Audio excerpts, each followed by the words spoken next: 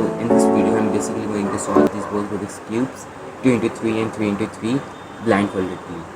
So I will take a look at it for almost 5 seconds or 10 seconds and I'm going to solve. So without wasting any time, let's start. Now I'm going to shuffle these cubes.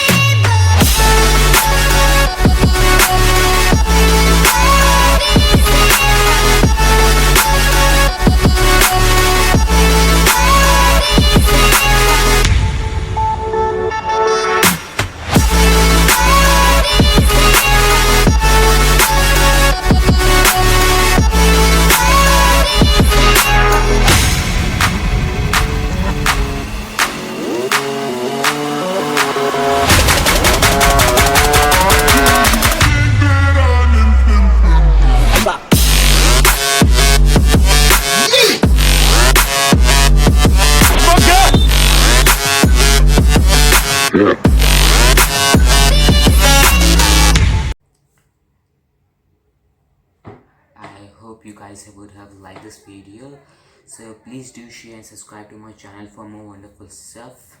Now it's time to end. Goodbye and meet you in my next video.